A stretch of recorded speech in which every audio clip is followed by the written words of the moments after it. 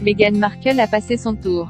Après quelques jours d'hésitation, la duchesse de Sussex a choisi de ne pas voyager au Royaume-Uni pour les obsèques du prince Philippe, qui se dérouleront ce dimanche 17 avril.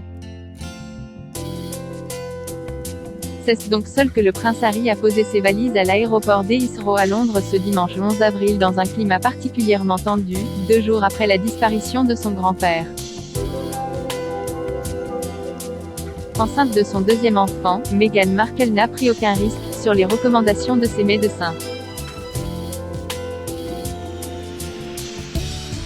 Dans les colonnes du Daily Mail, ses amis proches ont révélé que l'épouse du prince Harry avait également préféré rester à Montecito, pour ne pas attirer les regards sur elle lors des funérailles.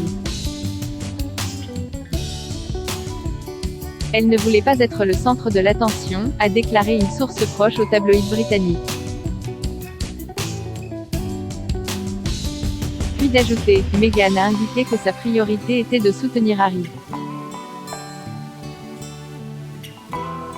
Elle pense que c'est dans les moments difficiles que la famille doit se rassembler, mettre ses différends de côté et rester unie. Elle a dit que c'est ce que le prince Philippe aurait voulu et qu'elle est prête à pardonner et à aller de l'avant.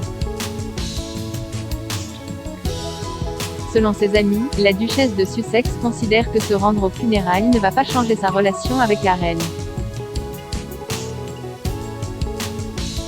Elle sait que la reine comprendra son absence et qu'elle préférerait qu'elle se préserve pour le bébé. Alors que les tensions n'ont jamais été aussi vives entre les Sussex et les membres de la couronne, le prince Harry affrontera donc seul les regards enviés de la famille royale, qu'il n'a pas vu depuis plus d'1 an. Elle adorait Philippe, bien qu'elle ne soit pas présente pour les adieux du prince Philippe. Meghan Markle avait beaucoup d'affection pour le grand-père de son époux, qui avait été épargné du scandale de l'interview des Sussex. Elle avait un lien particulier avec Philippe et l'adorait, a confié un ami de la duchesse au Daily Mail. Après avoir appris sa disparition, Meghan Markle aurait d'ailleurs tout fait pour rentrer au Royaume-Uni avec son mari, avant de se raviser.